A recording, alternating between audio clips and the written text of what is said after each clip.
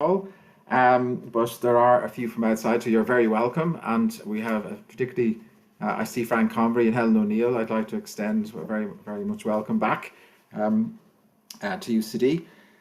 So today we want to celebrate our upcoming membership with UN Academic Impact, and we're going to look at the role of the universities in addressing global challenges. And in particular, because of the nature of the UN meetings this year, I call it the life support systems. We'll have just a special focus on climate, oceans, biodiversity, and food systems. But it's a much broader agenda. Obviously, the SDGs are a much broader agenda than that in general. Anyway, without further ado, my first role, I will be timekeeping, so I'll try and keep everyone to time. And also, please, any comments at all, I'll be watching chat and I'll try and bring into the conversation. And certainly, people will be able to turn on their camera and talk at the end when we have a Q&A. So to formally open the session, I'd like to invite our Vice President of UCD of Research, Orla Feeney, to say some words of welcome, and that will be followed by Tasman Crowe, who is actually Director of the Earth Institute, who's hosting this session today. So Orla, the floor is yours. Thanks very much, Paul. I'm delighted to be here to open this event, which, as you say, marks UCD's membership of United Nations Academic Impact. This is an initiative that aligns higher education institutions from around the world, more than 1,400 in total from more than 147 countries, aligning these with the United Nations, enabling us better to support and contribute to the realization of UN goals and mandates. I'd like to give a particularly warm welcome to Mr. Ramu, Chief of UNAI, who's here today to address us and to tell us more about UNAI and to help us map out how we can best contribute to the organisation. As you know, UCD has a very proud history, and Ireland has a very proud history in relation to the SDGs. It was the Irish ambassador to the United Nations, David Donoghue, who's of course a UCD graduate, who is the co-facilitator along with the Kenyan ambassador for the SDGs. And then, of course, we also had a direct role in the development of the goals through the advocacy of Paul Walsh, our chair here today, who represented the universities as a member of the UN Major Group for Science and Technology in the intergovernmental negotiations on the SDGs. So through the work of this group, the work of academia, research, innovation are firmly embedded in the SDGs. And this is something that we in UCD very strongly support. We believe that the ambition of the SDGs, as all-encompassing as they are, cannot possibly be realized without research to address the global challenges that are embodied in the goals, without education that ensures that the next generation who come out of our higher education institutions are well educated in relation to the goals, and also in relation to the many ways in which we run our networks, we engage in partnerships, and we run ourselves as organizations. So universities and higher education institutions have a really important role to play in the realization of the SDGs. And this is recognized by us in UCD, and you see its footprint very much in our strategy, Rising to the Future, where we have four major themes, the first of which is creating a sustainable global society. And in all of our themes, we see that we want to reflect them in our research and innovation, in our education, and the way we run ourselves as a business.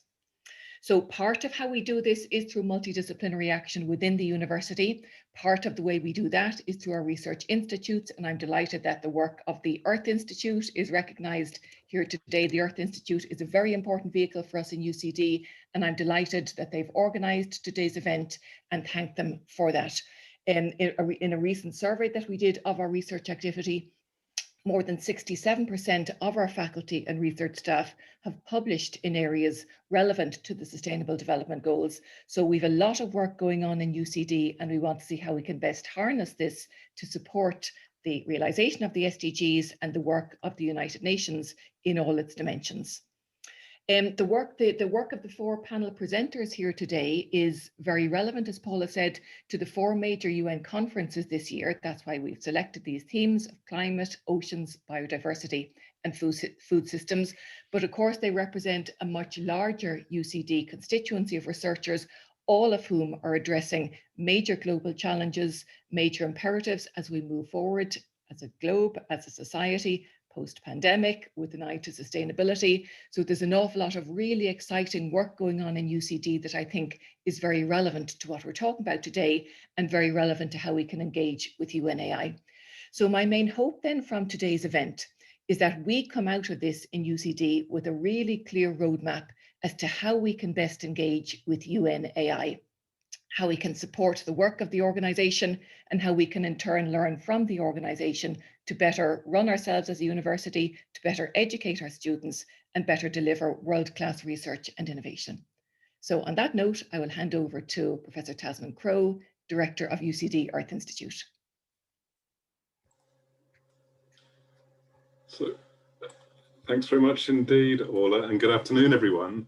I have the privilege of being the current director of the Earth Institute, and it's nice to welcome Frank here as a former director and others who've contributed substantially over the years to the Institute. It's been supporting UCD's application for membership of UNAI, particularly through the efforts of Katrina Devery, our research manager, who's been working with Paul Walsh, who is a prominent member of the Institute. And I'm really delighted that their efforts have come to fruition. So UCD has a global outlook, and its staff are really committed to making a difference, and how better to do so on the worldwide stage than through the UN. So as part of a wider research ecosystem within and outside UCD, the Earth Institute focuses on environmental and sustainability research. We work with our members and collaborators and stakeholders to stimulate and support new interdisciplinary research and foster its impact. Our work is aligned with the UN SDGs, and we address them via our strategic priority projects and our research themes, which span climate, water, ecology and ecosystems, crops for the future, sustainable communities, built environment, and people, work and society. So a real breadth of interest there. And each of these is supported by staff from a range of different disciplines and an active community of early career researchers, administrative and support staff as well. And so the impact of the work is further supported by cross-cutting dimensions on policy and governance, innovation and enterprise, and society and engagement. So there's a real spectrum of activity there. And we also facilitate educational initiatives such as the new cross-college BSc in sustainability. So all in all, I'm really looking forward to this afternoon's session and to our future engagement with the UN through UNAI. So without further ado, I'll hand back to Paul in the chair. Thank you. Thank you, Orla and Tasman, for those nice introductory remarks. So before we open up the panel, I just want to make take a few minutes just to make a few brief remarks. So the United Nations Academic Impact, called UNAI, is an initiative that aligns institutions of higher education with the United Nations in supporting and contribution to the realization of the UN goals and mandates, including the promotion and protection of human rights, access to education, sustainability, and conflict resolution. And the 10 principles of the UNAI are addressing poverty, 2, capacity building in higher education systems, 3, education for all, 4, global citizenship, 5, access to higher education, 6, human rights, 7, intercultural dialogue, 8, peace and conflict resolution, 9, sustainability, and 10, the United Nations Charter. Now, why I read them out is that today we have a special focus on the key sort of dialogues or conferences that are happening in the UN based around climate and biodiversity and food systems and oceans. But reality is that UCD has, and for those on the call, this is a membership of UCD in its totality with the UNAI. And so just to be clear, that we have very strong, so for example, I'd just like to give some credit to Vice Principal Colin Scott, who did our first sustainability report, and we published that and people have seen that. And within that, Natalie Dalton actually did a nice overview of our education engagement with the UN SDGs. And in particular, I just want to point out, last week, we had a very nice workshops and guest speakers on intercultural education. And I can see that UNAI is very much involved in intercultural dialogues, and it's a very important feature. Also, we've a lot of strengths in our education. So we're very much involved in what's called Mission 4.7, in the sense that we're looking at education nearly from cradle to grave. So we're involved obviously in primary and high school and secondary schools, what we might call high schools, and in our undergrad and postgrad, etc. So there's room for engagement very much on the education pillar, and I notice on the website there's loads of opportunities for internships and scholarships and prizes for all the undergrads, etc. So there's very much opportunities there. Like I said, you can see clearly on the Human Rights Fund, we have a Centre for Humanitarian Action. We do have IBIS. This is looking at SDG 16, peace processes in general, etc. So we've got strengths there. Last week, there was the SDI Science Technology Innovation Forum in the UN, and that really showed me that another pillar of UCD is innovation, and the importance of sharing SDI across nations in this project cannot be understated, and creating capacities in that sharing of knowledge. So for example, the vaccine and getting rid of intellectual property rights over that, etc. So there's a lot of work to be done on that pillar. And also, we also have strengths in outreach, partnerships with the private sector. So that's going to come out when we look at the food systems and so on. So my final point, though, is that even though today it's a UCD crowd, mainly, and we're getting our house in order, but we know that, particularly dealing with the global challenges, that we have to engage in building our capacity, but also the capacity of other universities around the world, and we need to engage, and that's why UNAI could be so important, that we can address climate change and biodiversity. So I know Andrew Jackson there will want to get a climate action case in all of the 193 members of the UN to actually meet Paris and go beyond Paris, etc. So that's why it's going to be so important that even though today it's about capacity in UCD, what this is really about is joining an organisation that will put us in partnership with other universities and other global partnerships to actually address the global challenges. So without any further ado then, I'm going to introduce Ramu Damodaran. So hopefully I've done my homework right. We know each other for a few years, but I did my research on you today. Ramu Damodaran is a Deputy Director of Partnerships and Public Engagement in the United Nations Department of Public Information's Outreach Division, and is Chief, obviously, of the United Nations Academic Impact. So what most impressed me is that, like myself, history background, people don't know that was my first degree as well, and also a very experienced diplomat. Was with the Indian Foreign Service, has former ambassador, so we really should be addressing you as ambassador, and has huge experience at national government ministerial level, but now obviously is in the UN system. So I'm going to hand it over to you, Ramu, to make your remarks, and the floor is yours. Thank you so much, Paul. Thank you for that generous introduction, and thank you for arranging this event, because I was just trying to recall, we have, as you mentioned, or as Dr. Feely mentioned, more than 1,400 members, but I think this is the first instance of one of our institutions actually celebrating its membership with a cerebral and yet participatory event such as this. So I'm most grateful. One of the beauties of the United Nations is that even though we are an international organization with member states and international civil servants, we still have and retain a pride in our own country.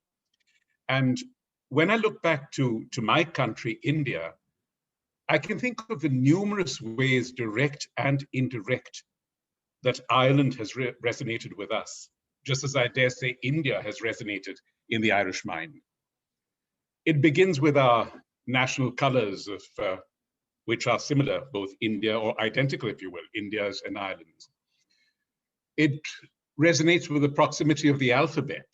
In many conference rooms, we sit next to each other. We are sitting next to each other right now on the United Nations Security Council. It resonates in our history. Ireland is the only West European nation which has had the long experience and history of being treated as a colony, not just of being occupied during a war, but of having been governed during many generations by a foreign power who its people sought to dispel. And that brings to mind another parallel, if you will, between the histories of our countries. At the time of the Easter Rising in 1916 in Ireland, that was the precise moment when in India, Mahatma Gandhi started what was to become our movement of national independence. And fittingly enough, he did so at a university. It was at the inaugural of the Banaras Hindu University, where the Viceroy was present and Gandhi was present. And he was asked to speak at the second day of the opening. And he said in a way that might resonate with many of us, I myself have been fed up with speeches and lectures. I accept lectures have been delivered for the last 2 days from this category because they're necessary. But I do venture to suggest to you that we have now reached almost the end of our resources in speech making. It is not enough that our ears are feasted, that our eyes are feasted, but it is necessary that our hearts have to be touched and that our hands and feet have got to move. And that, in a sense, I think, is where the dramatic transformation of the United Nations has occurred. Because for the first 60 years or 70 years, it was really about speeches. And there was not anything wrong about speeches, because in many cases, those speeches did lead to concrete international legislation. But what really happened around the first 15 years of this century was that the change came to an actual process of moving from the lips to the limbs, of moving forward. And Dr. Freely quoted Ambassador David Donoghue, who played a pivotal role in this process. I have a sense of pride in it because, as you mentioned, the United Nations Academic Impact began in 2010, and every one of our principles found reflection in the Sustainable Development Goals. And much as you, Paul, have worked with universities in East Africa, so too was that collaboration that Dr. Feely mentioned between David Donoghue and the ambassador of Kenya, pivotal in a really global movement that created the SDGs. And they were daunted at every step. There were countries who said 17 is such an inelegant number, make it 10 or 20. But they realized that 17 was necessary and they put it forward. There were countries among the powerful Western group who had reservations on the financing for development resolution adopted in Addis Ababa, but yet they were able to overcome those. There were countries who were skeptical about the performance indicators or targets. But what the two co-chairs pointed out, and this is where your community comes in, these were academically validated.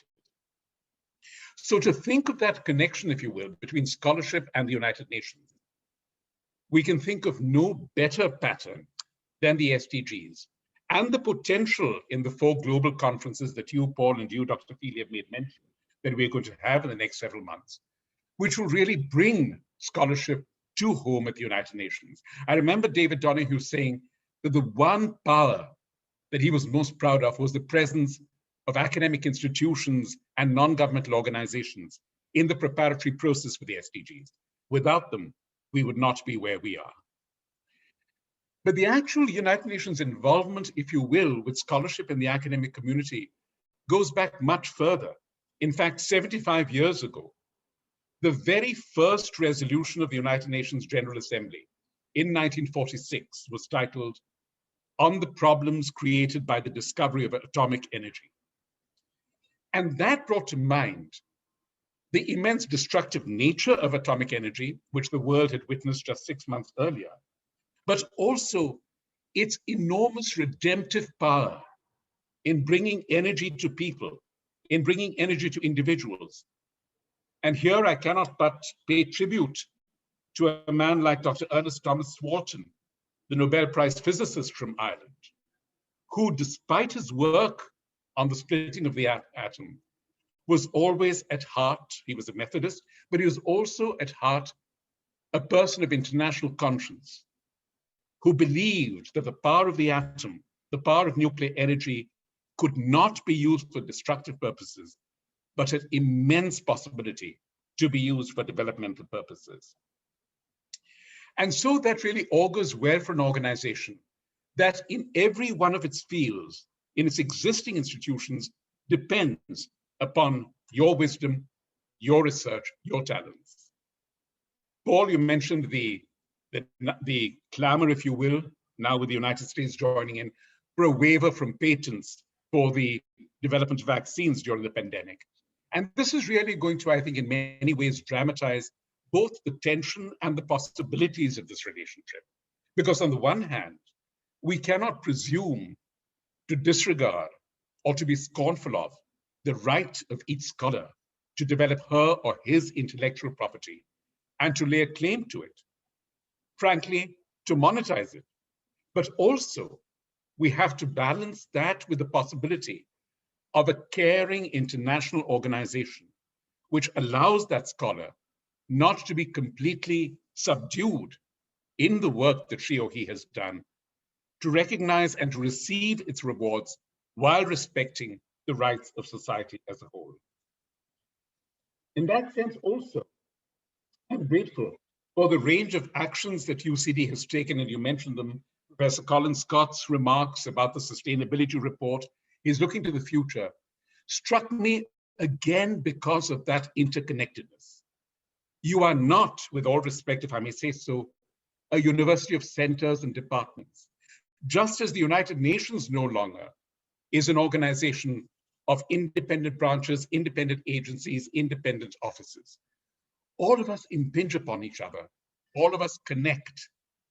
And that is where the idea of the United Nations academic impact came in. The idea that scholars can connect with each other through this mechanism, the idea that they can connect with the United Nations, and as important, they can connect with the individual member states of the United Nations.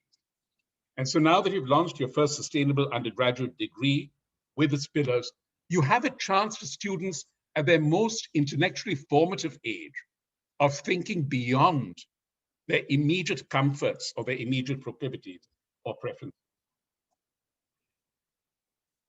I mentioned our common heritage in terms of our freedom struggle. Today, actually, May the 11th, is the anniversary in 1857 when Indian rebels took over Delhi from the British Empire. And I mentioned that because it's also salutary to show how ordinary women and men can take on causes and achieve results.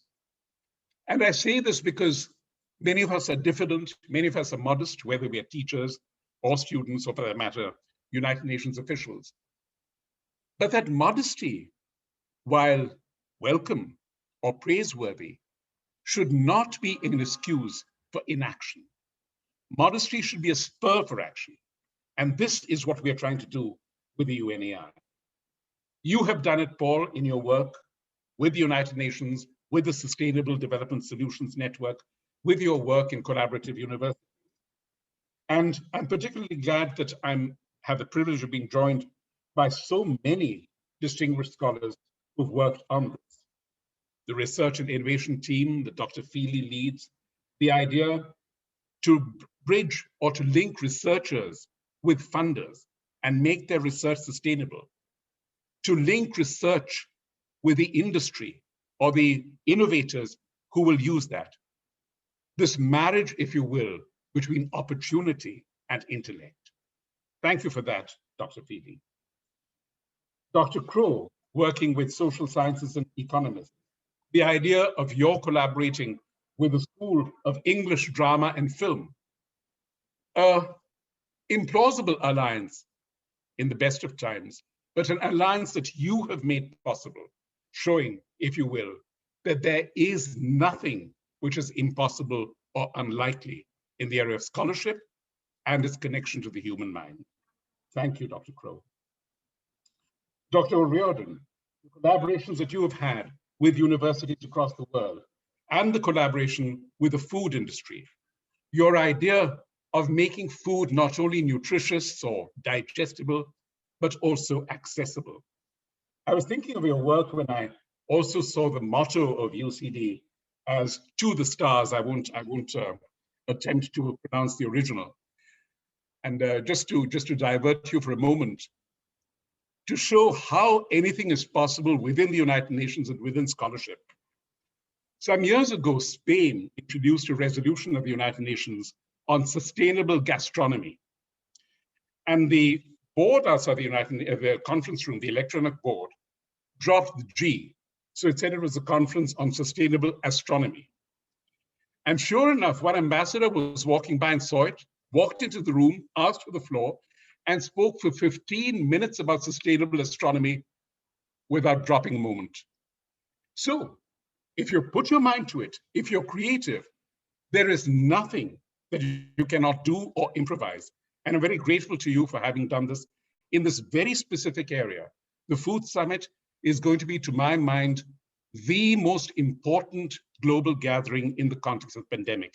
Because what the pandemic has done is destroyed livelihood, destroyed the tillers who go out to till the fields, destroyed the markets where food is sold, and has caused a secondary pandemic beyond COVID, that of famine, hunger, and despair. I thank Dr. Teeling for her work. As you mentioned earlier, the best word is zoologist.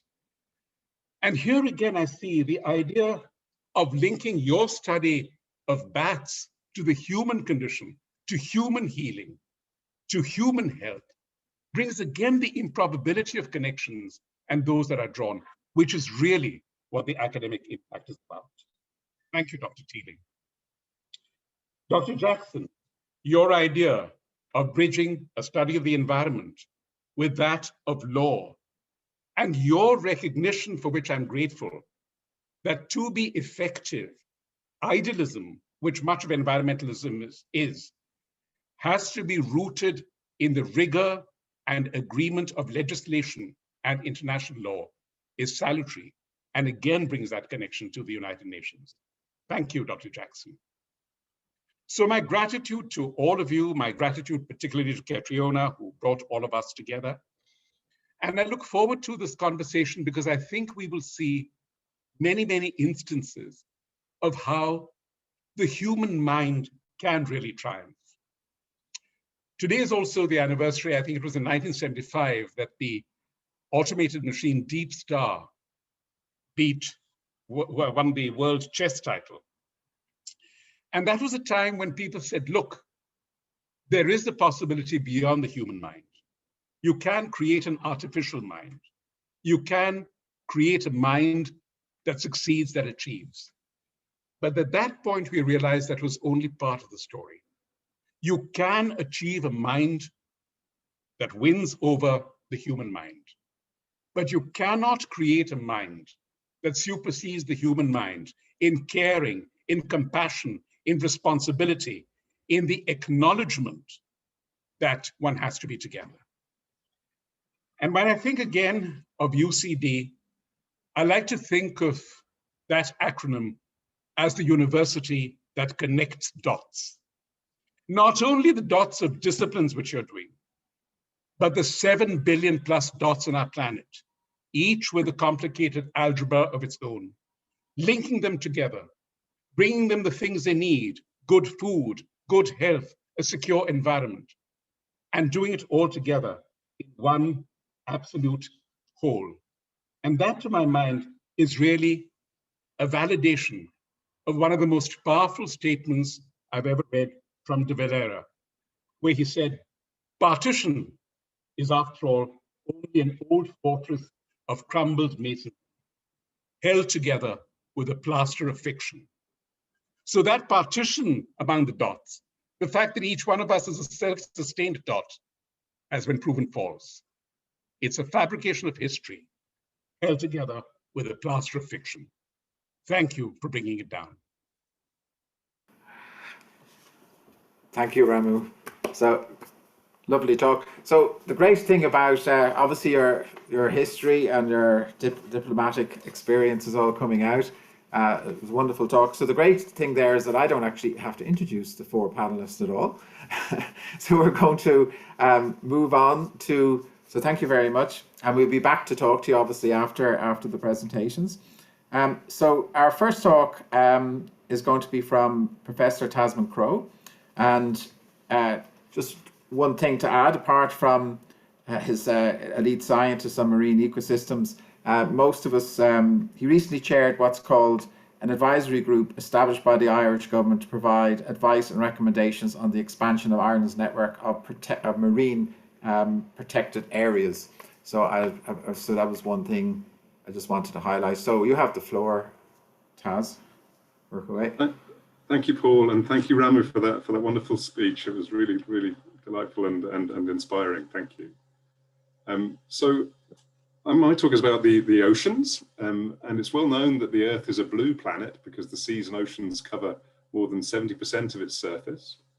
They exercise a great hold over our collective consciousness, but many of us don't fully appreciate what goes on beneath the surface or how much we depend on them. Among other things, they play a huge role in the regulation of climate. They provide what was once thought to be an endless bounty of fish and other marine life. And our health and well-being are also improved by the time we spend on, in, and beside them. As such, many people are deeply disturbed by the increasing realization that we're severely damaging marine ecosystems with our activities. We may never see a coral reef, but we're horrified that they're being rapidly lost to large-scale bleaching events, even in these warmer, more acidic seas we now have. The impacts of some forms of industrial fishing have recently been brought to prominence and debate by Seaspiracy, and there's now huge concern about the amount of plastic waste that's ultimately finding its way into the oceans, with consequences that are yet to be understood. There are many, many other pressures on our marine environments, and marine protected areas, or MPAs, are recognized as an essential component of efforts to conserve and sustainably manage our marine environment. They're one of the 6 areas of action to be discussed at the UNAI Ocean Conference, which has been postponed to this year from December 2020. But what are they? What are MPAs?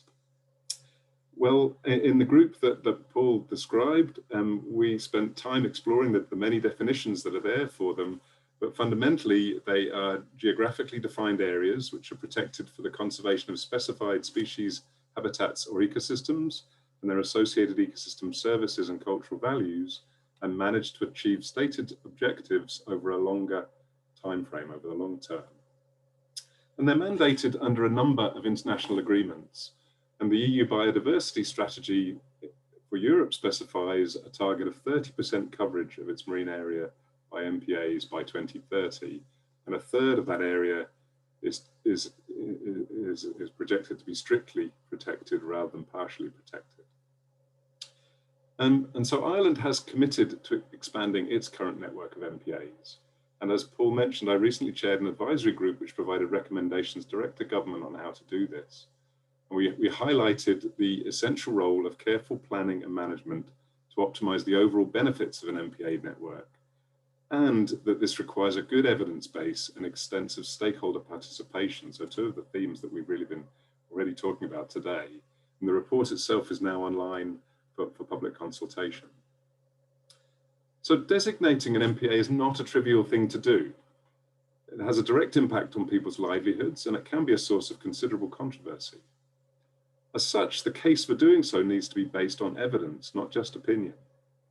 And evidence of the benefits of MPAs has already underpinned the commitments I just described. Decisions around which species and habitats to prioritize for protection and how to protect them also need an evidence base. For example, providing clarity on the relevant threats and how best to reduce them. This can also help to resolve potentially inflammatory debates and underpin agreement on effective solutions. The need for joined up thinking at international level through bodies like the UN is also clear for a number of reasons. The first is the fundamental interconnectedness of marine environments, the migratory habits of many species, and indeed the mobility of the pressures themselves that we're imposing, such as nutrients and other contaminants. Things we do in one place affect what happens in others. As Simon Coveney recently pointed out, for example, fish don't recognize sovereignty. If one nation continues to exploit a species in their territory, the effort of all the others whose territories it passes through are wasted. Similarly, rare or threatened species may feed in one territory but breed in another, and so they need to be protected in both. As such, many nations stand to benefit or suffer depending on what others do, and international pressure can be essential to bring everyone to the table. Research has also shown that there is scope for much greater efficiency if there is international cooperation, enabling better overall protection through the designation of a smaller overall area. Approximately 60% of the world's oceans actually fall outside national territorial waters. These are the high seas, or areas beyond national jurisdiction. These areas are important to everyone in terms of the resources they contain and the influence they have on climate and so on, and they can be managed only through international law and governance based on shared evidence, expertise, and perspectives. And the UN plays a particularly important role in this regard. So overall, the relationship between academic institutions and international bodies is essential. And I'm delighted that we're making this step forward towards closer, more extensive engagement with the UN through UNAI. So thanks very much. Thank you, Taz. That's excellent. So without further ado, I'll move on to Professor Andrew Jackson.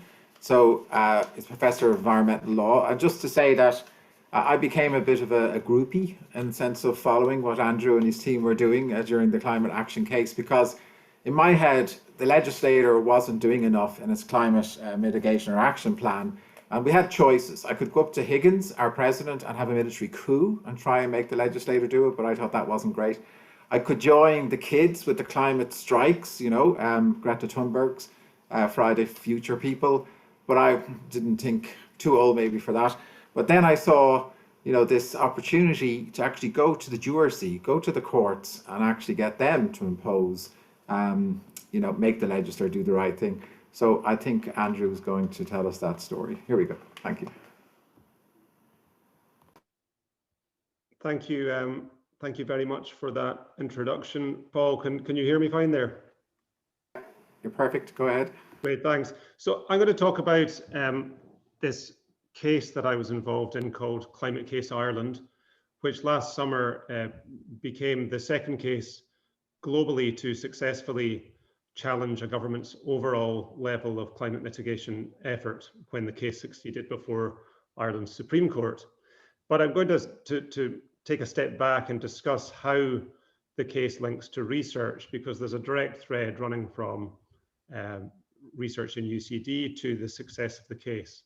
And we need to go back to 2017 to start the story, when Ireland was doing very badly in terms of climate action, with the third highest per capita emissions in the EU at the time, and emissions projected to continue increasing, not decrease. And at this time, I was asked to speak at a conference on a climate litigation panel, which forced me really to think in a dedicated way about how it might be possible to use the law to require greater climate ambition and climate action. And at this time, there had been one big global success story in the courts, which was in the Netherlands, at first instance in the district court, where an organization called Urgenda had won a case in which the court required the Dutch government to do more. And on looking at that case, I considered, and you can see these are two slides from that day in April 2017, that the Urgenda case was probably better viewed as an inspiration rather than as a template for us in Ireland. And that in fact, it might be more appropriate in the Irish context to look at climate plan making. So what plans is Ireland making, and would it be possible to challenge one of those plans and thereby require greater climate action?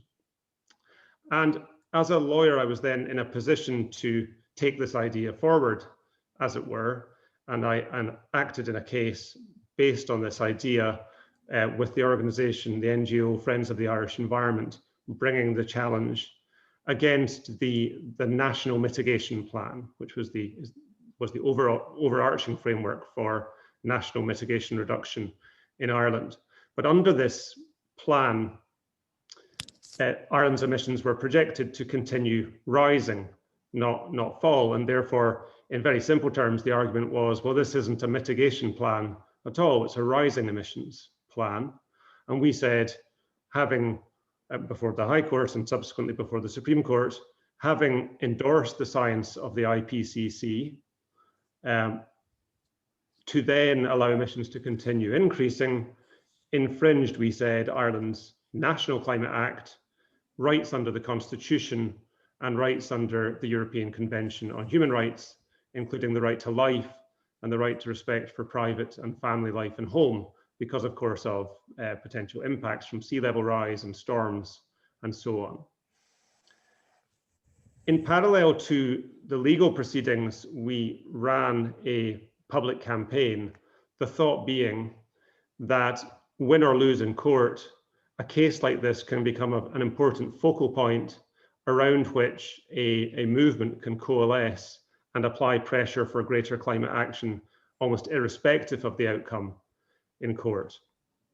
And that campaign started very small and built up via support from all sorts of people and institutions. And the photo I've included here is the storefront of Patagonia, the clothing store in Dublin city centre, which decorated its shopfront in support of the case and allowed people to sign the website on tablets and so on in support of the case. We also had amazing grassroots support. This was a mural that went up in Cork city centre, and you can see myself and one of the other lawyers in the case, John Kenny, here. This was produced by an artists collective without being asked. This was simply a sort of grassroots initiative in support of the case that emerged during the life of the case. And via the website and social media channels in support of the case, by the time the case came to hearing, there are now more than 21,000 supporters.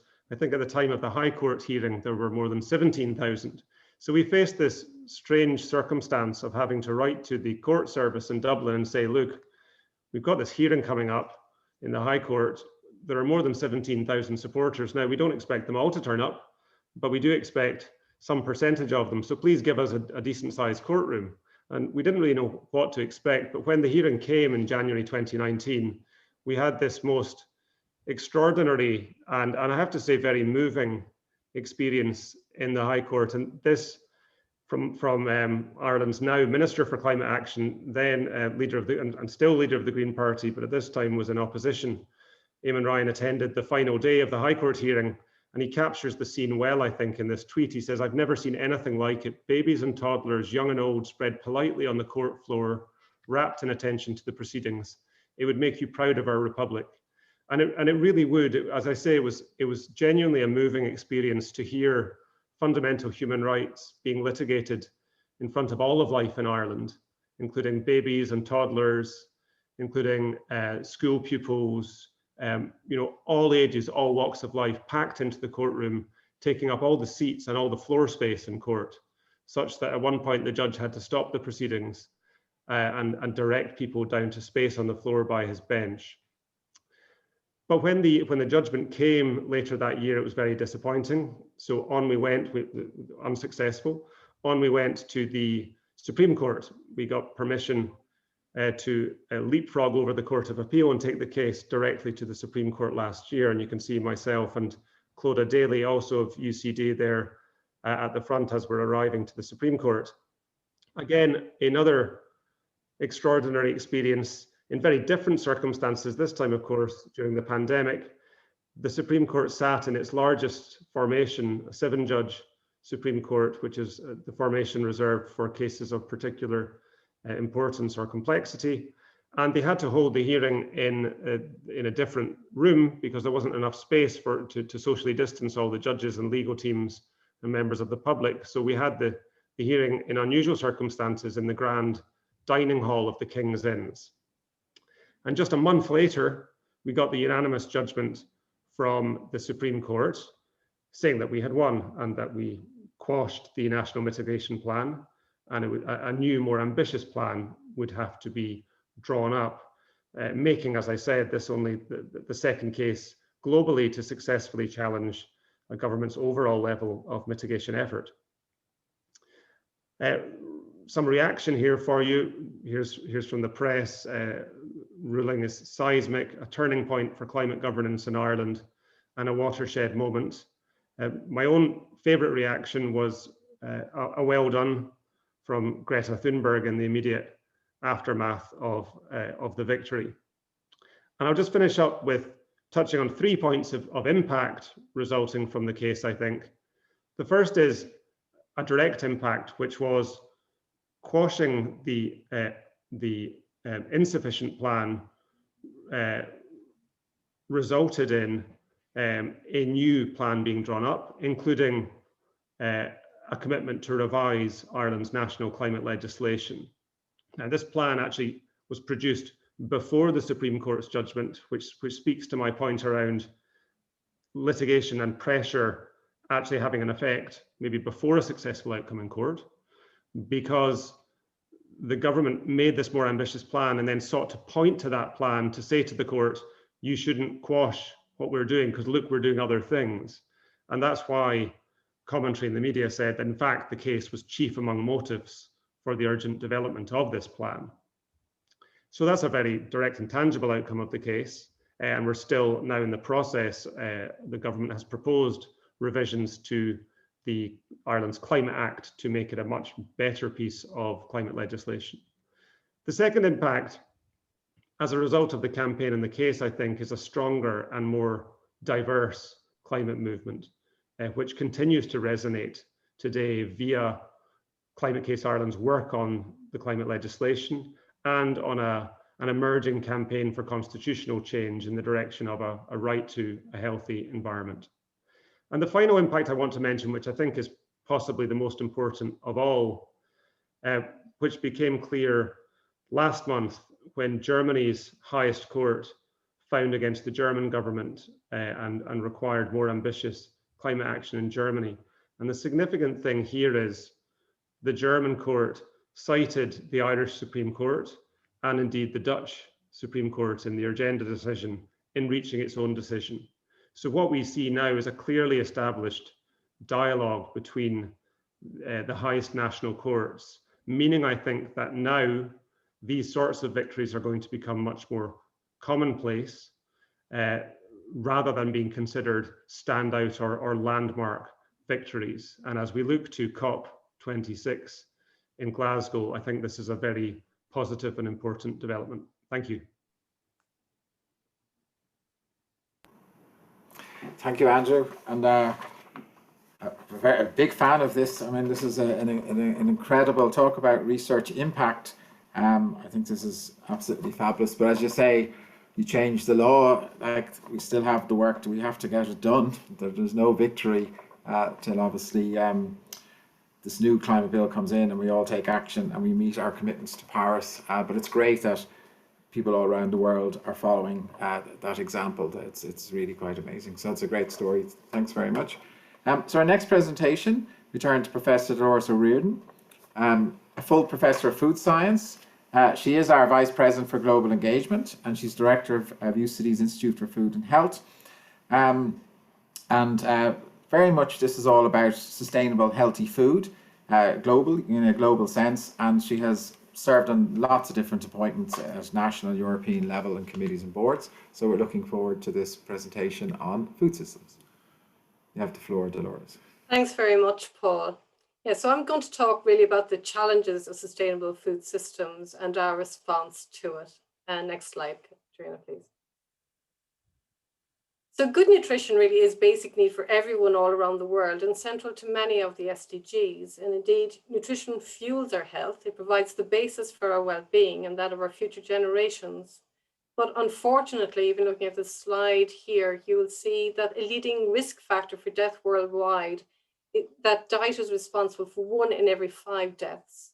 And indeed, 1 in 3 people around the world are struggling either with malnutrition, it could be undernutrition, as in the case of the emaciated baby there, or indeed obesity or micronutrient deficiency.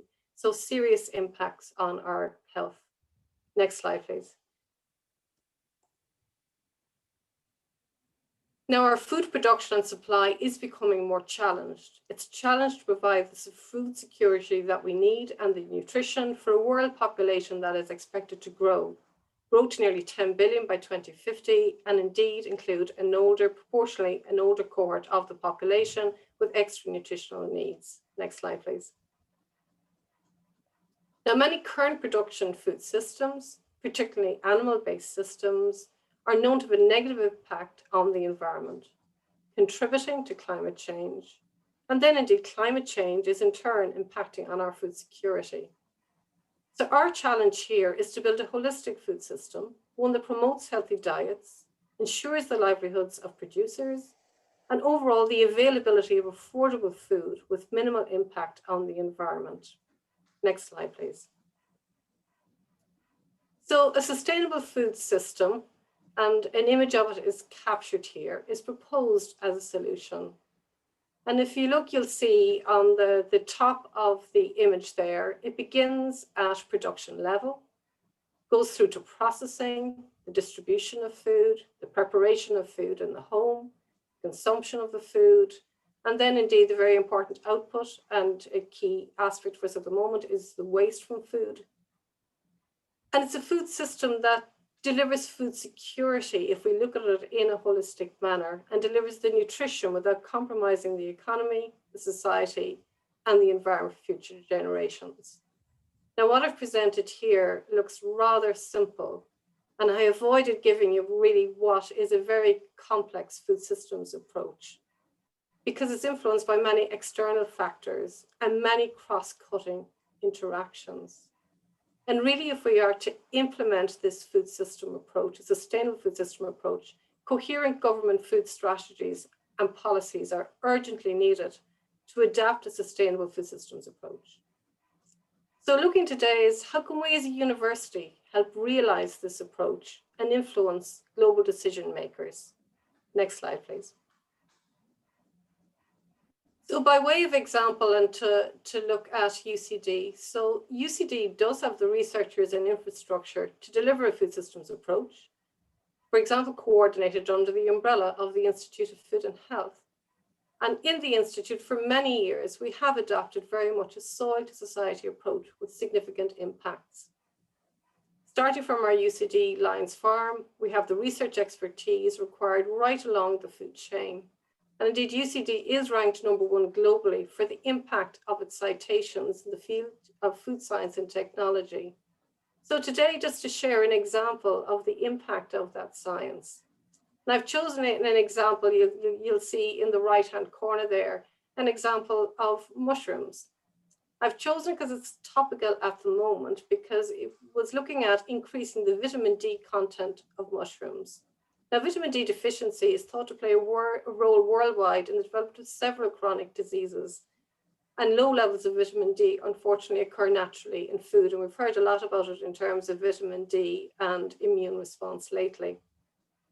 So a very short example is that UCD collaborated with a local Irish mushroom grower. Light technology was supplied when they were growing the mushrooms. And the purpose of the light was to increase the concentration of vitamin D in the mushrooms, and that was successful. Those mushrooms were then taken into a human study. So volunteers came in, ate the fortified mushroom products, blood samples were taken, and the D2 levels, or the vitamin D levels in the volunteers' blood, was shown to have increased as a result of eating the mushrooms.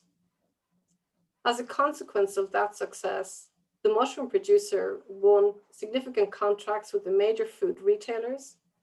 He also got a value-added premium price for the product, and the sales of mushrooms increased significantly. So that relatively small piece of research had significant economic benefit for the grower and likely health benefits for the consumers of the mushrooms. Now, researchers at UCD also looked at the spent compost from the mushrooms. 5 kilo produced per kilo of mushrooms, so quite a lot of spent compost. They applied technologies to enhance its use for the production of biogas, adding value to a waste product. So it's a small example, but yet significant in terms of its impact of a soil to fork approach, giving a good health outcome, economic outcome, and a good environmental outcome. Now, many food systems are unfortunately much more complex than this. And universities really come into their own in dealing with the complexity of these food systems. I recently contributed to Ireland's Agri-Food Strategy for 2030.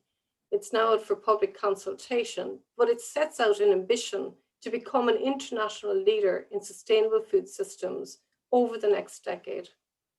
And as a university, UCD is ready to generate this knowledge to underpin Ireland's ambition. We can generate the data and the knowledge to provide the expertise to guide the policy required to execute the step changes required along the food chain. Next slide, please.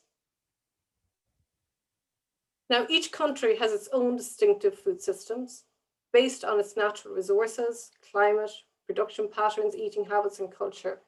And of course, Ireland is a small country. but our learnings can help tackle the problem on a global level. And UCD as Ireland's global university has over 560 partners in 61 countries worldwide. And our university networks will facilitate this shared learning to underpin the policy-driven changes needed by consumers, by businesses, by government, and indeed the UN to ensure a healthy, available diet for all. And I look forward to the opportunities to working with the UN and sharing some of the activities that UCD is conducting in this area. Thank you very much for your attention. Thank you very much, Dolores. That was excellent. So, soil to society. I love that. That's a nice one. So, final speaker today, Professor Emma Teeling. So, I'm not a scientist, so I'm just going to call you a bat biologist. Would that suffice? I know that's not fair at all. But founding director of Bat1K and head of zoology in UCD, and here we have obviously it was great pride in UCD to see Emma on the front of Nature. That's the lead science journal, and she has loads of publications. But I think it was great that it seemed to be that we announced that we all took pride on having the first time on the cover, and then 2 days later you were on the cover again, and then seemingly now we're getting bored of it. We just not another one. But the floor is yours. Thank you so much. And can people hear me? Okay, Yeah, good. You're fine. So first of all, I want to say thank you for inviting me to come and talk to everybody. I really feel by just listening to all the speakers here that the world is going to be in good hands, and that if we all work together globally, we can find solutions to these great challenges that we currently face. And what I wanted to say is I want to talk to you a little bit about how my research and the research of all my collaborators in comparative genomics can help us address a grand challenge. And just this year, the UN Secretary General outlined 10 priorities for 2021 in the UN General Assembly meeting this January. And one of the major priorities was that we need to make peace with nature. It's very important that we find ways that humans can live with nature better. Now, one of the reasons why we need to do this, as a lot of the other speakers have alluded to, is that currently we're facing into this 6th mass extinction, and that globally everywhere we're losing our biodiversity. Species are going extinct, species are threatened. And it's typically driven most likely by human pressures. But we need to try and understand this so that we can live with nature, make peace with nature.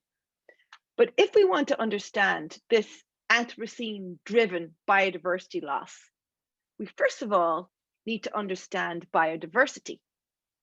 Now, what is biodiversity? Biodiversity is looking at the variability of all of life, from the smallest viruses that we know cause absolute havoc to our largest living animals, such as whales. We need to understand all of the variability that life has so that we can understand our place on this planet and how we can best interact with the other species we share this planet with. Now, the problem in trying to understand biodiversity is it's very complex. Indeed, the work that I've been doing is to try and use genomics to understand biodiversity. Now, what genomes are the blueprint in every one of your cells that makes you the species you are, that allows you to act with the environment. And every different species has their own genomic blueprint. And in it, if we can sequence the genome and uncover the secrets that line the genomes of different species, we can get great insight into the genomic health of a species or a population. Does it look like some of these species are losing the genomic variability required so that they will not be able to survive if things change or stay the same? We can look at regions of adaptation and potential genomic resilience. And we can look to nature to find solutions to human problems. And as you can see here, we've been very lucky that genomics has really moved forward in the past decade. To sequence the first human genome, it cost $3 billion and took 10 to 15 years. We have now advanced these technologies so much that we can sequence potentially 2-3 human genomes in a day for about $1,000 per genome. So things have moved faster. And what that means is that now we can potentially sequence the genome and the biodiversity of all of life. So we can better understand what happens when we have different anthropogenic pressures. What does that do to the genetic resilience of different species? And also, we can go look at different genomes to see, can we find ways that humans could live healthier, better? And we're lucky because, as you can see here, there are these 3 covers of Nature that really capture some of this. But for us to be able to harness these new biotechnological advances, we still have to bring researchers together from all around the world. I'm going to give you examples of how these really landmark publications couldn't have happened without decade-long collaboration between institutes from all around the world, with people who are grassroots organizations studying animals in their natural habitat, finding and understanding the biology of these species, finding where they live, collecting biological samples. So the first, as you can see here, is the secret of the backclade. So this is a project I've been leading really for the past 7-8 years now. I am one of the founding directors of BAT1K. It's a genome consortium where we have people from all around the world. We have 500 people who have pledged to our cause, which is to sequence the genome of every living bat species. We have a Twitter following of 3,000, and we published our first pilot paper this July, whereby we sequenced the genome of 6 bat species, but these were some of the best genomes that have ever been sequenced. And why it was particularly pertinent to be published in Nature in July, because we uncovered the molecular mechanisms that allow bats to tolerate viruses, such as SARS-like coronaviruses. We found by looking at their genomes ways that we could somehow overcome such horrible diseases. Also, we found that when you go and you can survey nature, we could look at a whole bunch of different viruses that are out there that could potentially provide new ways and new pandemics. So again, studying genomes are very important. But this paper represented 24 different institutes from researchers all around the world. The next paper we were looking at was published in November. Again, these are decade-long studies. So it didn't quite happen bang, bang, bang. It took a very long time. And this was work through huge big collaboration with the Broad Institute in the US called Zoonomia, whereby we sequenced 120 genomes of mammals. And we suddenly had 80% of every single major mammal lineage represented. And it was the first time this had ever happened. And again, what we found was that when you looked at genomes, you could really see the signatures of species that are about to go extinct. So it's very, very scary. But they're very, very powerful tools because now we can quickly try and maybe address that situation. And that represented 28 different institutes. And then again, we have this beautiful Anna's hummingbird here on the cover of Nature, which you can see her glorious feathers. And this was the first landmark paper from the Vertebrate Genome Project, a project where we want to sequence the genome of every single living vertebrate species, 70,000 vertebrate species. And it represented every different major group of animals that had backbones. But what was really unique about this was a how-to tool. It was the new methods that we had come together to be able to sequence these genomes, to assemble these genomes, and also to make these genomes publicly available to everybody. And it represented 50 different institutes, and these are ongoing endeavors. And really, I think that the genome consortiums that we have developed really represent the ideas and the concepts of the United Nations. We can only do this together. And what we need to do is we need now to think about branching out and bringing universities from all around the world. We need to have teams of people to analyze these data, to generate these data. We need to build sequencing centers in regions of endemic biodiversity, in India, in Africa, in Brazil, and unite us all together so that we can understand nature with a view to protecting her better and finding our place in nature. And so I think that studying genomics will really allow us make peace with nature and somehow halt this major extinction that we're going through. So I want to say thank you. Okay, truly excellent. Thank you, Emma. Professor Teeling, that was excellent. So I want to, 4 great talks. What I want to do is obviously open it up. So if you would like to ask a question, put it in the chat, and there's no problem turning your camera on, etc., to ask the question. I guess I had kind of 3 areas that I wanted to probe, but they don't have to be those. The panelists can change their mind now and talk about other things, and obviously we can change the course of the dialogue through the questions coming in from people who've attended, so I have no problem. But I guess the 3 areas were, one, is that it strikes me that we have a lawyer, we have a politics person here, but economists and arts, humanities, that, it strikes me that when we actually look what's happening to nature, they really drive future conflicts. They drive social inequalities. It drives all the things that we study. And it's about time that we got ahead of the curve and that we actually came behind these type of projects and sectors, our life systems, and create what I call positive synergies, in that what we're doing is actually protecting habitats, and we're getting Paris done. We're getting the protected marine areas done, and the economists and everybody should be rowing behind that, because at the moment we're studying the outcomes of these things, like conflict resolutions and inequalities in societies and other things. So that's just kind of one area that we need to marry the disciplines, but into this really proactive, positive energy across science and social science, right? Which is not happening in the publications. The second thing I'd like to talk about is the science policy interface. And Ramu can help us here a little bit, because it is kind of confusing that we have to get our house in order. I understand that. But then when we have what we saw today, where are the entry points into the UN system? Because actually you can bring them into, through consultative status, we can bring them in into the UN major group system, which is in to meet the leaders and ministers of countries. We can do that. We can bring them in to UNDESA through the Secretariat. We can bring them in through the agencies, into the COP meetings. There's so many different entry points. But at the end of the day, we need to see, can we organize ourselves properly and build real infrastructures and organize ourselves properly in getting science into the policy debates and into the policy setting agendas, right? And to do that just more optimally, right? And then the final thing is that, what is academia doing and the UN system in terms of building what I call open science infrastructures? Like, why don't we have journals on this? Why don't we create IBANs, create citations, like, that actually encourage academics to get involved and reward them, trace their impact? So rather than Andrew having to write this up and tell this story, I mean, this should be really quite traceable into government and into research impact, etc.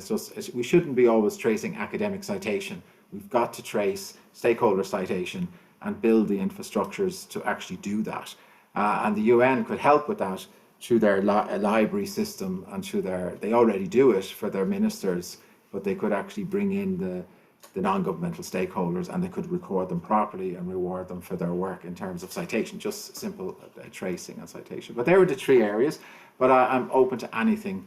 So I'll invite Ramu first if he has any comments, and then I'll watch the chat. We can change the direction of this conversation, and anyone can, like, just tell me, not that interesting, Paul, I want to talk about something else, and that's absolutely fine as well.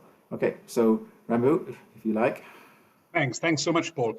I think that's a very important point you identified. One of our objectives in the academic impact was also to provide a point where United Nations offices and agencies could take advantage of scholarship. And I must confess, we've been less successful in that than we would have liked. Part of the reason is, I think, the suffusion of legislative responsibilities these offices and agencies have. As long as, 1973, so almost half a century ago, Sean McBride, who was a long-standing international civil servant, when receiving the Nobel Peace Prize, said the one thing he was impatient of was the gobbledygook at the United Nations. And that's really it, because we've got so much coming out by way of reports and statements, so the actual substance often gets lost. In answer to your specific point, I would only have two suggestions. One is, no matter how important and vital civil society or the academic community is to the UN, it still remains an organization of member states. And it's important to channel academic ideas through and with member states. So when Ireland comes to the UN with a proposal from UCD, it has a currency and a pace which unfortunately is not possible if it were brought independently. And the second point that I would make is to go exactly to the bibliographic point that you mentioned, and I know that you've worked assiduously with our library on that. The Dag Hammarskjöld Library in the UN is working with the European Union on similar projects. It requires a lot of workers, it requires a lot of metadata, but we should have a repository in the digital library where scholarship is accessible both to the general public and to member states. And this is something I think that your membership of UNAI, Paul, will help us facilitate. And I'm very grateful for the support and assistance that you said we could count upon you, both in terms of human skills and human manpower and ideas. Excellent, thanks. So any of the panelists want to take up any of the issues or inject their own?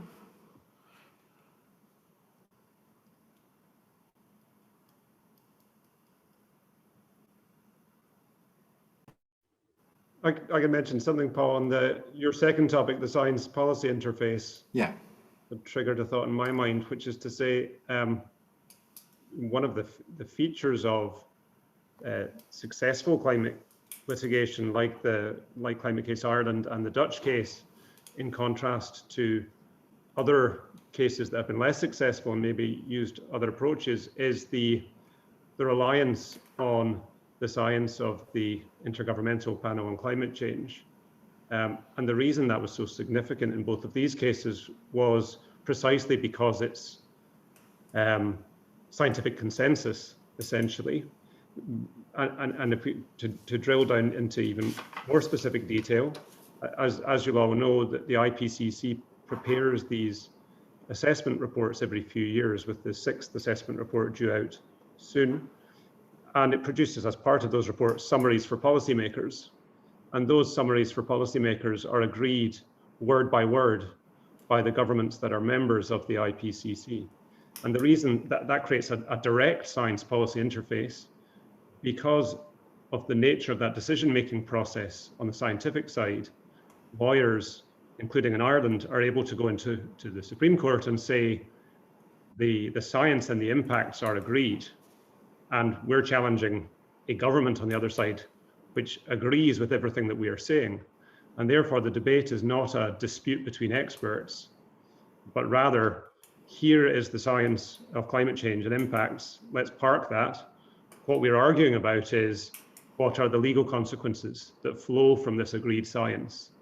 And that was vital to both the success in the Netherlands in the Dutch case and in our case in Ireland. And it's a very direct science policy interface flowing from the nature of the decision-making process on the scientific side. Excellent. Could I come in, Paul? Frank Connery here, just briefly to... Yeah. Go ahead, Frank. Yeah, just to make the point, the IPCC process now, as I think most of you know, won't consider evidence unless it's peer reviewed, basically. So that's a really important factor, I think, in bolstering the academic process and making sure that there's a peer review process.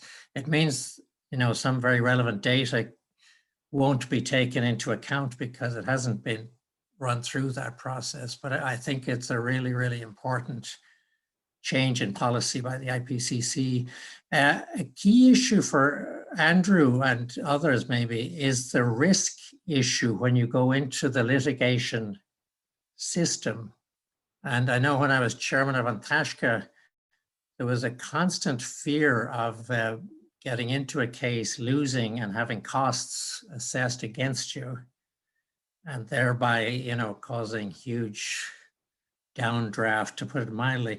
But it looks as if that risk is somehow being managed now. I mean, it has a big implication really for everybody in the academic world, that if you can enter the policy system through the legal route, and manage the risk issue in terms of costs, that's a really big evolution. So I'm just curious to know, have things changed, or did you actually take a big financial risk in terms of individual liabilities and so on? Thank you. Thanks, Frank. That's a very good question. Things have changed slightly. It's quite a complicated answer, but I'll try to say it in briefly.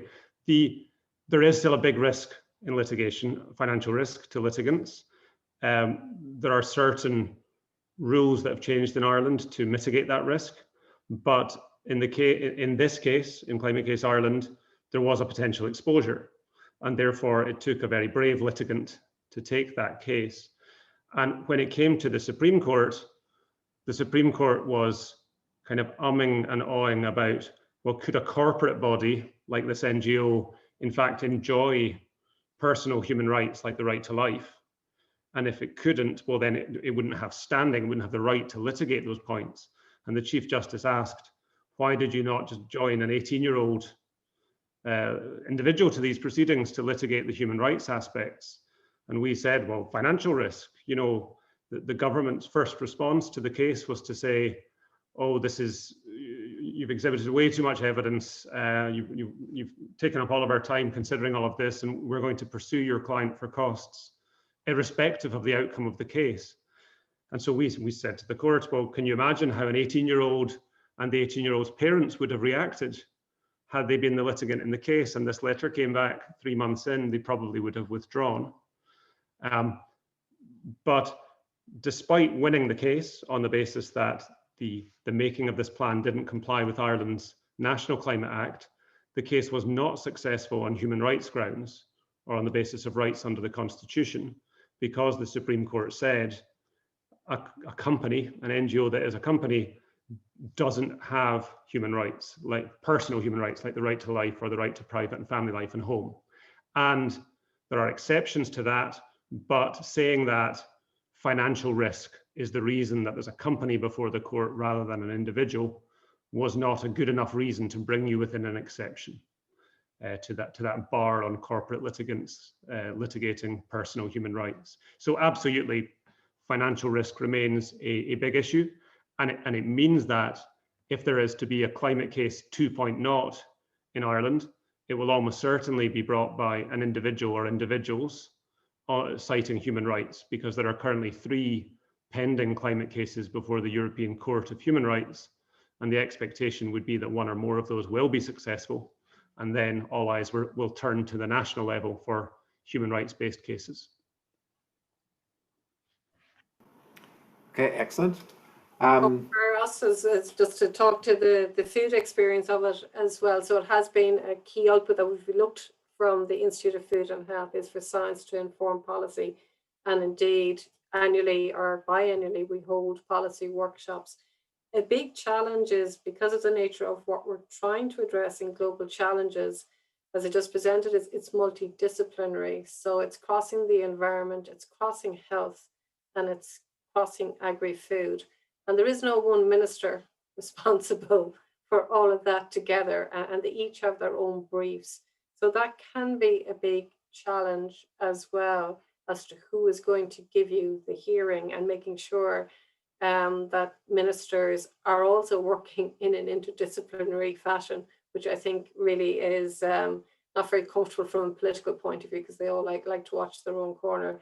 I'm hopeful of that to improve in the future, but it has been a barrier in the past of government not having that interdisciplinary mindset, and they're all looking after their own little patch. Yeah, excellent. So I forgot to say to Ramu, his suggestion of getting a coalition of ambassadors or governments together is actually quite important. So I think Friends of Governance have kind of shown that, so that really we should, as groups of universities, we should not necessarily align with the capitals, but maybe try and get an alignment with those representing the UK and Ireland at the COP, for example, to just do your homework on that and actually have, the coalitions actually built with the support of the missions actually before the event, which is not that easy to do, but it's very good advice. I didn't acknowledge that at that point. So Dr. Ita Jackson has kindly, we can download that. It's her PhD. It looks great. So strongly encourage PhDs on the SDGs. And this is the importance of geospatial information. And we know that this is the data revolution part. It's a big project. People are working hard on the, like just as Dolores pointed out, there's no ministers across these things, but there's actually no data that's interoperable. I mean, when you actually try and get data from farms and then data from society and data from climate, you know, it's just, they're not so interoperable. So this is the real challenge. So geospatial stuff helps us quite a lot there. So I'm sure that's a great thesis. And then, I don't know, does Apartrita, do you want to come on the call? Banerjee, she's one of my co-authors, if she wants to ask a question. Hello. Yeah, hello. Hi. Hello, Mr. Damodaran. Greetings. I have a question for you. One of the key goals of the UNAI is encouraging global citizenship through education, and education across like levels from primary, secondary, and higher education. So can you elaborate on this, as well as how do you align university curriculum with this goal? Because there is one challenge in most universities in the Western world is like, you know, diversity is a challenge. And so how do you bring that global citizenship in our classrooms where we don't see a lot of diverse students, and how do we, like, you know, make students understand the value of global citizenship? Thank you. Thank you. I would really defer to you in terms of the classroom experience as a teacher, which of course I don't have the privilege of knowing, but I am very proud of the fact that when we brought global citizenship into the principles of UNAI in 2010, over the next few years, largely as a result of efforts by Ambassador Donoghue and the Korean delegation, it was actually incorporated into the SDGs, specifically in SDG 4.7, which is right now an independent project which Paul and I are involved in with the Sustainable Development Solutions Network, which speaks of the importance of global citizenship education. But to address your specific question, Aparajita, if I may, I know this is a subject of some division or discussion between educationists. Should GCED be a discipline unto itself, or should it be absorbed in existing disciplines? And I think just as Dr. Crowe said, fish know no national boundary, so too my argument would be that whenever anything is being taught, as you said, in a high school, in a primary school, at a university, the idea of its global impact and also the global resources that are now instantly accessible online and on the net should be made available to students so that they realize there's not just a point of view which they find in their family and friends, but a larger point of view which they can discover for themselves. There's a leading university in the United States which made it a requirement about 10 years ago that every student had to choose a newspaper in another country and read it online every morning and then come to class. And that dramatically expanded the possibilities of their discussion. I'm perfectly willing to respect and listen to arguments saying that GCED should be a separate core in the curriculum. I'm less convinced, though, that that will succeed because it'll bring in so much of national, domestic, and university politics that half the energy will be spent on battling them. So I would really argue for taking existing subjects and giving them a global dimension.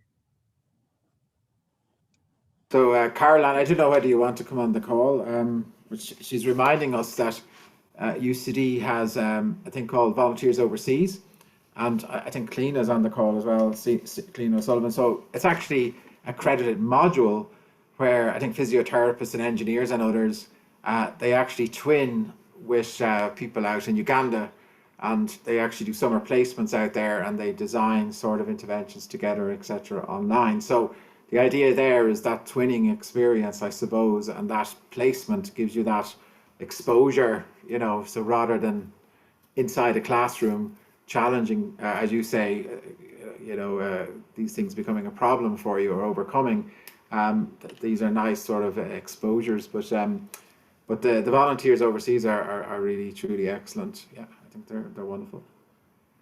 So anything else, Emma, Taz? random thoughts that you're thinking? There's a question here from Frank, if I read it out. Yeah. Hi, Frank.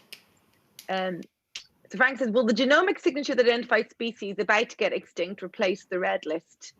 No. No.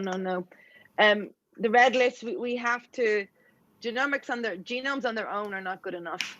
So what you need to do is you also need to have the ecologists, the biologists, the zoologists, the botanists, all out trying to understand on the ground what's really going on. It will just add to our understanding, but really you need to physically count things that you can, and we need to observe biology. So it's to integrate the two fields together. So you have the new molecular techniques really working with, I suppose, naturalists and that more type of observant biology, but also for things that are really, really small. So a lot of the time when you looked to, I suppose, natural biology, where you could count things and look at things, they were big, but really, really small things that live within cells and so forth. I think genomics is going to have to come in there for that. So there's parts of life that we don't deal with that much because they're on parts of the branch of the tree of life that are quite obscure because we don't yet know how to study them. So potentially that could replace that. But we really, you can't, the habitats need to be maintained. We need to study them in the wild. We need to watch them, and the genomes just add to it. So I think, if I'm correct, I think our time is nearly up and it's passed very, very quickly. So I'd like to obviously foremost thank Ramu for coming to join us and to chat with us. I think it was great, and I really enjoyed your opening remarks. And we look forward to working together and being a good citizen in UAI. And I also would like obviously to thank all the panelists, which was great. And I do want to stress, and I think it came out in the conversation, that there's huge strengths in UCD across social science and education and human rights and political science, etc. And the United Nations academic impact is not just about what we talked about today, but on the other hand, I think part of me thinks like goal 1 in the Millennium Development Goals, like end poverty, these were social goals, that even though you might think we're giving an equal place to society, economy, governance and the environment, I think we have to be more honest with ourselves that if our life support systems are getting destroyed, like we don't have good air and we don't have good food systems and we don't have healthy oceans, etc., I think you can forget everything else. You know what I mean? Like we're really we do have an emergency, just like we have the COVID-19. These things are an existential threat and they are an emergency, and we should all be working on them.